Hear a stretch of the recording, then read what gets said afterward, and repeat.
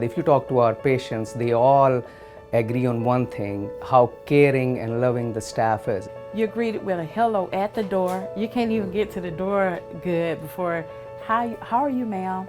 May I help you today?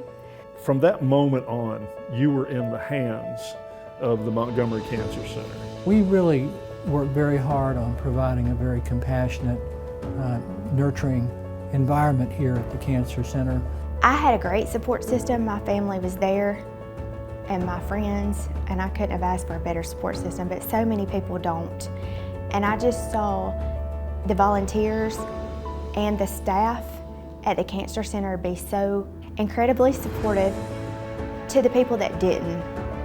And they always made them feel special, from sitting with them if they didn't have anybody, getting treatments, to walking them in and out, meeting them at the car, always trying to make them feel better. You always want to go the extra mile for your patient, so we make them comfortable in the chair, get them a blanket, get them a drink or a snack.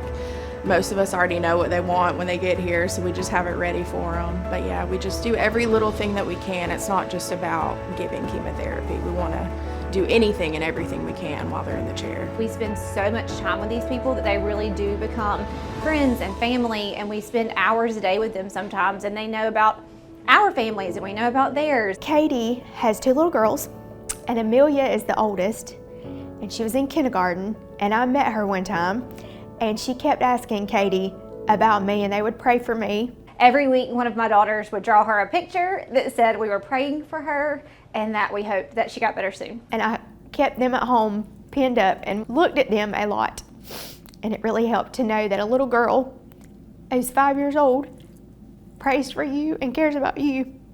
I myself am a cancer survivor, have been through a lot of what our individual patients are going through, whether it's physical or emotional or spiritual. We know that they have certain very important needs that are not necessarily a part of the medical care we deliver. As part of a faith-based health system, a lot of our patients are, of course, people of faith, and that is very important to them to receive care in an organization that has that focus and that can bring that aspect to the patient's care. I try to pray every day. I try to ask for clarity, and I try to know what exactly a patient needs. Not only just to take care of the person that's in front of me, but also take care of their diagnosis or their disease. I saw the guy at the front desk yesterday, and he got up and came around the desk and gave me a big hug and wanted to know where I was in my journey. And I said, I've got surgery next week. And he said, I'm going to be praying. And I don't know that you get that anywhere else.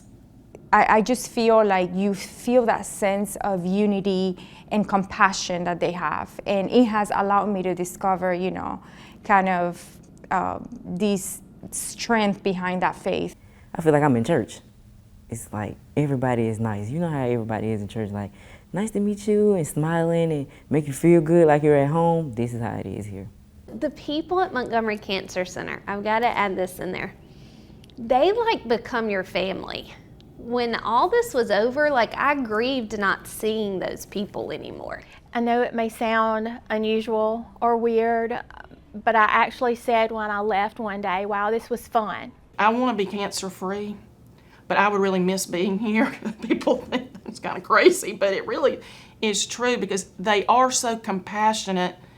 And I guess with my personality, I just feel like they're part of my family. I've told people before, it's almost like you walk into a building and they're just a bunch of angels healing people. It's just the craziest, coolest thing to experience. So a lot of them will stop by on their patient visits with their daughter and come by and see us and just be like, hey, we just miss you. We're glad we're not in the chair anymore, but we're so glad that, we get to at least see you still. The people that work here and come here every day in whatever capacity that they come, from janitor to nurse to tech to registered person to lab, whoever it is, they could work in another place that probably is not as stressful and probably not as weighty in terms of the care that they're providing to the patient.